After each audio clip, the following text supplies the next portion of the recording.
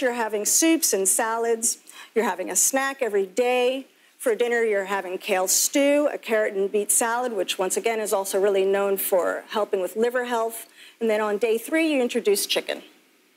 And so for the first 2 days, it's pretty much this. And why chicken on the 3rd day? You know, we found almost everyone loses weight on chicken. I'd have to say it's less than 0.05% that doesn't do well on it. And we find that animal protein is really essential for weight loss.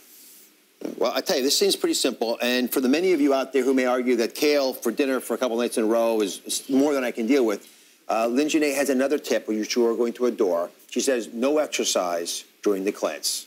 Can you all get into that?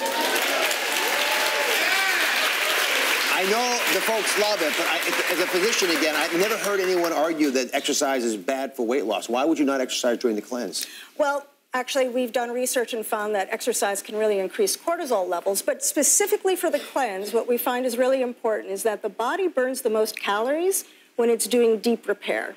And if you're going to divert that energy from repair, from homeostasis, instead to exercise, you're actually going to lose less weight. I mean, it's stunning to me. But you know, you've got the experience. I'll trust you. Now, it does make sense that it would increase cortisol, the stress hormones, so you'd hold on to weight in that situation. All right, so we've had a couple of viewers with your guidance who have gone on the plan. They've just done the 3 days of the detox, the first part, the first phase of the plan. And Jamie's joining us. And Jamie lost, in those 3 days, you lost 5 pounds. Yes. Is that right? Yes. Shireen lost 5 pounds also. Yes. Congratulations. Thank you. Chrissy, this is, again, stunning, 10 pounds.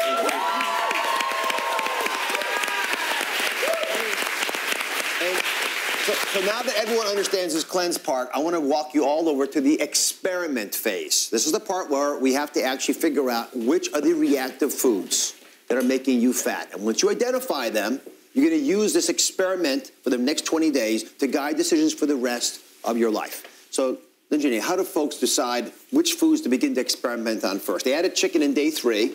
You say that's almost always safe. So what happens on day 4? Well, what we do starting on day 4 is that's when we say life becomes normal. And that's when you start to test foods that are really important. So what we did was we chose the foods that were least reactive and that people missed the most. Day 4, goat cheese. We find that everybody does well on goat's cheese. Cow's cheese can be a different story. Day 6, we test a protein. And we start to test every other day because if, in fact, you do have an inflammatory response from one day, this will allow your body to reset, heal, and lose weight. Day 6, we test proteins like steak. Just about everybody does really well on steak. You can also choose fish and a few other proteins that are lower reactive. Day 8, we test a big one, a favorite of everybody's, bread. Bread is a less reactive food? Yes, we find that bread is actually really fine for most people. But so many people complain that when they eat bread, they get bloated and they put weight on. So it's not about cutting out the carbs to lose weight. It's actually determining your chemical response to food. All right. Well, you keep populating this. Show people the kinds of foods they should be experimenting on. When we come back, what reactive foods are making you fat? Lyn-Genet will tell you what to eat and what not to eat when we reveal